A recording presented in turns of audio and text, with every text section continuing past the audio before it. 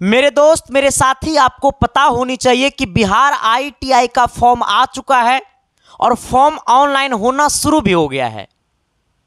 तो क्या फॉर्म आने से, फॉर्म ऑनलाइन कर देने से, परीक्षा दे देने से क्या आपकी सिलेक्शन हो जाएगी? नहीं। सबसे पहले आपको यह समझना है कि आईटीआई का रियल सिलेबस क्या होता है, आईटीआई में कौन सी ब्रांचेस बेस्ट होता है, कितना नंबर आएगा कि आईटीआई का बेस्ट कॉलेज और बेस्ट ब्रांच मिलेगा, हमें यह समझना है। तो सबसे पहले मैं आपको यह बता देना चाहता हूं कि बिहार आईटीआई में कुछ कुछ वैसे ब्रांच है, अगर उस ब्रांच से आप आईटीआई करोगे तो आपका जिंदगी और बर्बाद होता हुआ चला जाएगा, आपके माथे पे और बेरोजगारी का टीका लगता हुआ चला जाएगा। हमें यह समझना है कि बिहार आईटीआई की पूरी डिटेल जानकारी अगर आप फॉर्म भरने वाले हो तो सबसे पहले इस वीडियो को आप देख लेना, तब जाकर के फॉर्म अप्लाई करना मेरे साथी। वरना ये मत कहना कि संदीप कुमार ने बाद में नहीं बताया था। सबसे पहले मैं आपको शुरू कर देता हूं कहानी। इससे पहले मैं आपको यह बता देना चाहता हूं कि अगर आप एसके साइंस क्लासेस परिवार पे पहली बार आए हो तो शिद्दत और प्यार और मोहब्बत के साथ एसके साइंस क्लासेस परिवार को सब्सक्राइब कर देना और अपने सभी साथियों तक क्या कर देना, इस क्लास को शेयर कर देना सर, ठीक है। देखो, सबसे पहले मैं आपको यह बता देना चाहता हूं कि आपको आना है बीसीसी की ऑफिशियल वेबसाइट पे।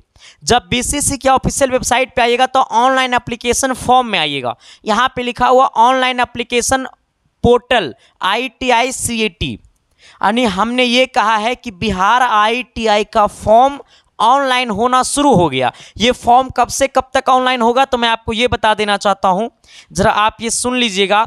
ये आपका फॉर्म जो है वो 7/4/2024 से शुरू होगा और ये 5/5/2024 तक चलेगा। यानी कहने का सेंस है कि फॉर्म 7 अप्रैल से शुरू होगा और आपको 5 मई तक आप फॉर्म को क्या कर सकते हो, भर सकते हो। यानी लगभग 1 महीना आप फॉर्म को भर सकते हो। इसकी नोटिफिकेशन कहां से डाउनलोड करना है मैं आपको बताता हूं, ठीक है। आना पड़ेगा आपको, देखिए सबसे पहले लेटेस्ट अपडेट में, लेटेस्ट अपडेट का दूसरा नंबर में आइएगा, यहां पे लिखा हुआ है important notice reading filling up online application form for ITI CAT. आपको इस पर क्लिक करना है तो एक पीडीएफ डाउनलोड होगा सर, ठीक है। हाँ, मैं आपके सामने पीडीएफ लगा दे रहा हूं, यहां पे आप देख लेना।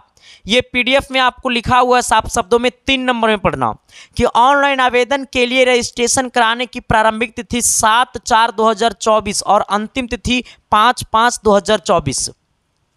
यानी आपका फॉर्म जो है वो 7 अप्रैल से शुरू हो चुका है और ये आपको 5 मई तक फॉर्म ऑनलाइन होगा, ठीक है। अब यहाँ पे आना सर, सबसे पहले हम इसकी सिलेबस की चर्चा करते हैं, ठीक है, क्योंकि फॉर्म भरने से सिलेक्शन थोड़ा ना हो जाता है मेरे साथी। यहाँ पे आइएगा, सबसे पहले आपको ये समझना पड़ेगा कि आईटीआई का सिलेबस क्या है। तो मैं आपको ये बता देना चाहता हूँ कि आईटीआई में सबसे पहले आपको मैथ पूछा जाता है, इसके बाद आपको सर साइंस यहाँ पे पूछा जाता है, इसके बाद मेरे दोस्त आपको पूछा जाता है जीके, जनरल नॉलेज, ठीक है।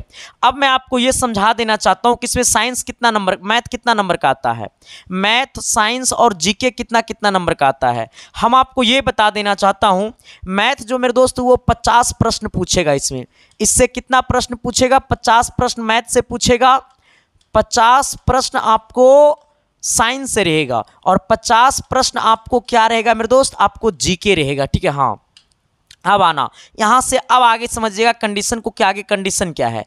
इसमें सबसे बड़ी बात है कि 50 क्वेश्चन मैथ करेगा, 50 क्वेश्चन फिजिक्स साइंस करेगा।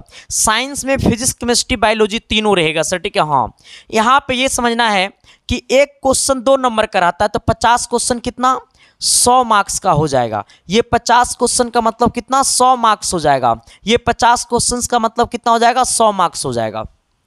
हमने क्या कहा, एक क्वेश्चन 2 नंबर का होता है और टोटल आपका पेपर कितना नंबर का, कितना का होता है, 150 प्रश्न का आपको टोटल पेपर होता है सर, ठीक है। हाँ, टोटल क्वेश्चन कितना रहेगा, टोटल क्वेश्चन 150 गो रहेगा, जहां पे टोटल मार्क्स कितना होगा तो 300 मार्क्स का टोटल एग्जाम होगा।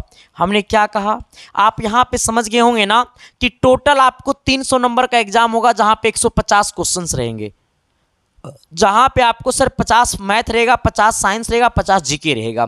अब हमें ये समझना है सर, हमें मेन रूप से अब ये समझना है कि सर ये 50 क्वेश्चंस में हमें ये समझना है मेन रूप से कि सर ये 300 क्वेश्चंस में कितना क्वेश्चंस लाएंगे ताकि मेरा सिलेक्शन हो जाए। देखो मेरे दोस्त, मैं आपको बता देना चाहता हूं, अगर आप 300 नंबर में से ना, अगर आप 300 नंबर में से अगर आप 170 प्लस 170 नहीं, कम से कम मेरे दोस्त आपको 180 लाना पड़ेगा, ठीक है। 180 170 के करीब आपको लाना पड़ेगा 300 में से।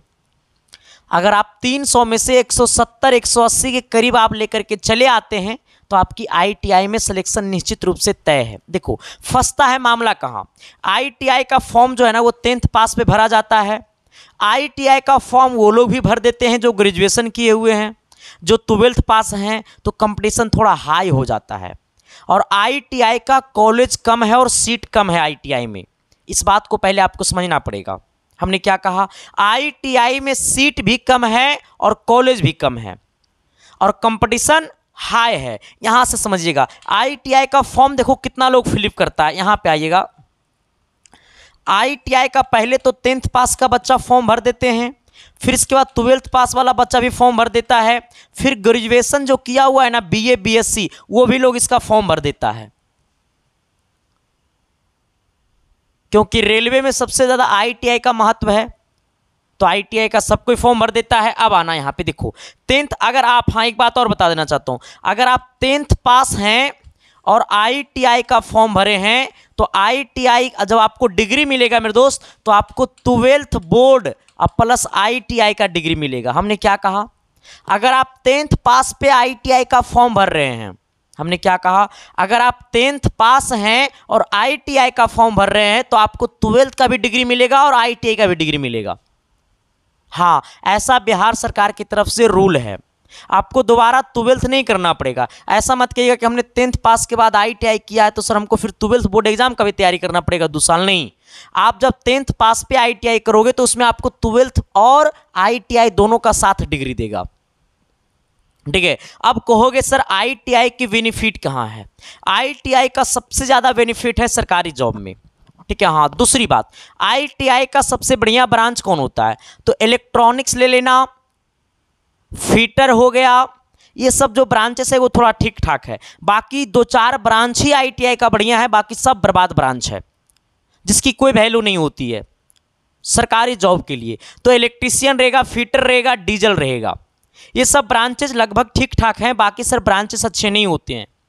हमने क्या कहा, इलेक्ट्रीशियन, फिटर और डीजल, एक आध और ब्रांच होता है जो अच्छा होता है। ये सब ब्रांचेस के लिए आपको लाना पड़ेगा कम से कम 300 नंबर में से 180 प्लस। तो आप एक टारगेट लेकर के चलो कि 300 नंबर में से कम हमको 180 प्लस आनी चाहिए, तभी आपको आईटीआई में अच्छा ब्रांच मिल पाएगा और अच्छा कॉलेज मिल पाएगा। ये बात आपको समझना पड़ेगा।